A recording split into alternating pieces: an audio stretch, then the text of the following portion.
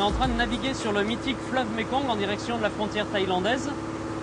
Alors on est toujours au Laos et on a décidé de quitter les grandes agglomérations et les zones habitées pour aller découvrir un peu plus en avant la nature. Et donc on remonte le Mekong, c'est la saison sèche, les eaux sont basses, c'est assez difficile, le bateau va relativement lentement. Et en plus la température extérieure dépasse largement les 40 degrés, je peux vous dire qu'il fait très très chaud. Et pour visiter ces régions reculées et cette campagne laotienne, rien ne vaut des vêtements légers tels que les outdoor pants.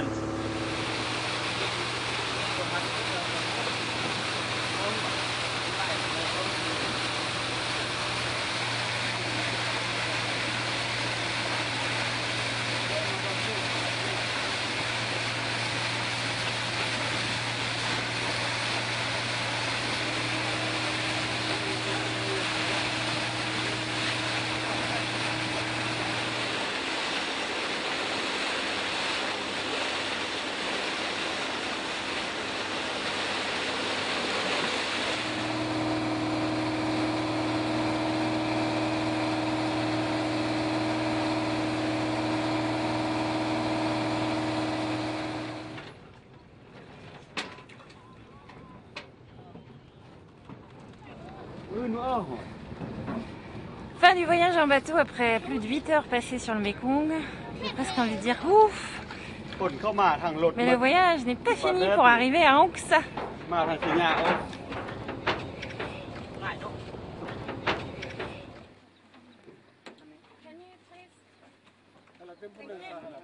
Ça va?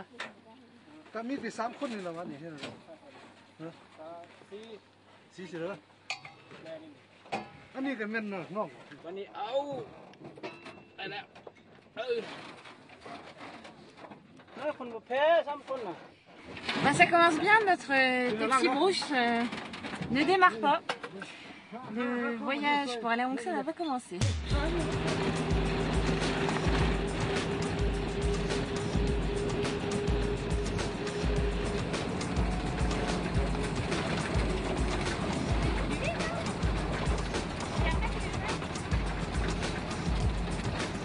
Bon, on vient de trouver un avantage indéniable aux outdoor pants, c'est que vu leur couleur poussière sable, ils se fondent complètement dans le décor et permettent d'emprunter les pick-up au Laos sans aucun problème.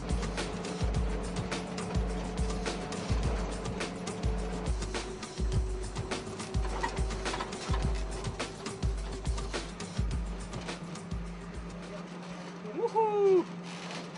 2 heures plus tard, et regardez ça. C'est pas mal, hein? Bon, on est arrivé. On est arrivé à Ong Sa. Ong Sa, et on a trouvé un petit hôtel ici. On va aller voir si on peut aller y passer la nuit.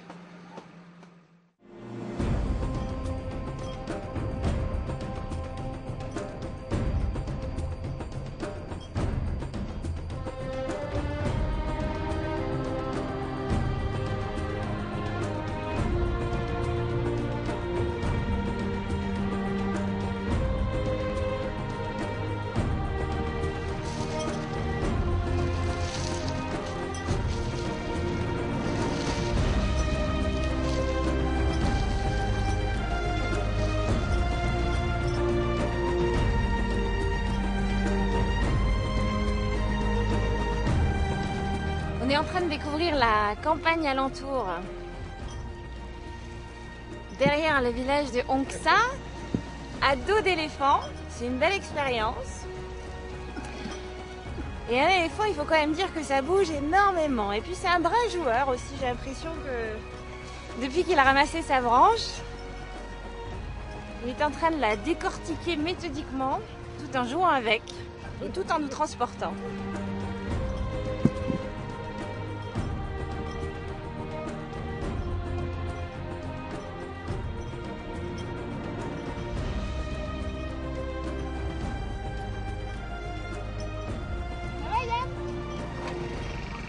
Bah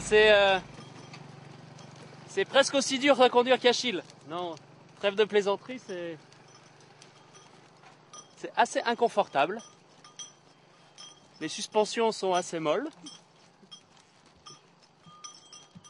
Heureusement que le cornac nous suit et conduit depuis le sol parce que je sais pas où on irait sinon. Hein.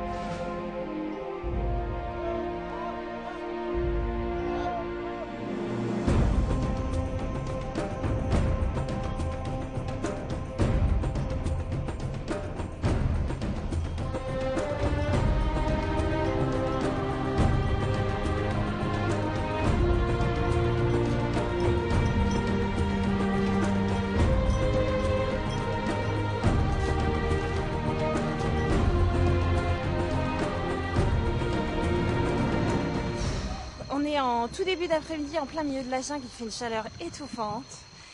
Et ça tombe bien parce qu'on est au bord du ruisseau pour pique-niquer, donc on va faire comme l'éléphant, on va mettre les pieds dans l'eau pour se rafraîchir.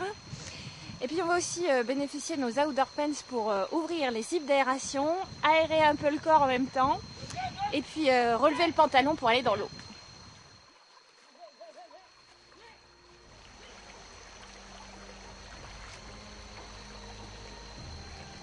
Enfin, l'éléphant aura toujours un avantage sur les outdoor pants. Lui, grâce à sa trompe, il a au moins la douche intégrée.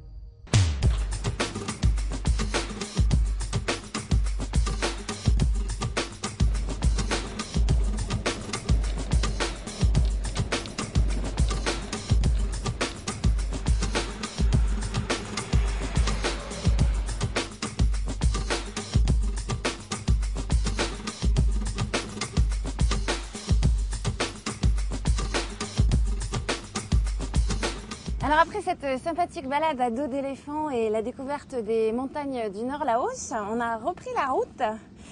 Il faut dire qu'après ce trek à dos d'éléphant, on était quand même sales comme des cochons. Alors nous on s'est décrassés et puis maintenant vient le temps de la lessive. On s'est arrêté quelques jours sur une aire de repos.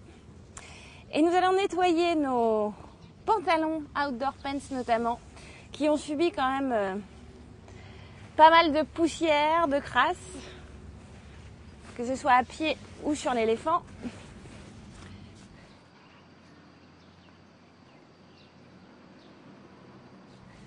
Alors l'avantage quand même des outdoor pants, c'est que non seulement ils se plient partout, on peut les emmener partout, c'est ce que j'appelle moi des pantalons tout terrain, puisqu'on peut les ranger n'importe où et surtout ils sont, on peut les salir énormément. Ça se nettoie en quelques minutes, ça sèche en un temps record. C'est donc l'idéal. Les pantalons de voyageurs. Et en plus de ça, à l'arrivée, il n'y a pas besoin de les repasser.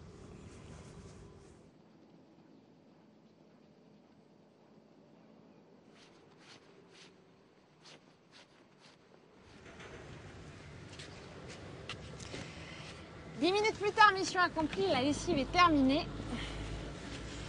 Et nos outdoor pants, eh bien, ils sont tout propres, tout neufs comme au premier jour. C'est vraiment des pantalons géniaux pour l'utilisation et l'entretien. Des pantalons qu'on apprécie tout particulièrement et même Achille les a adoptés.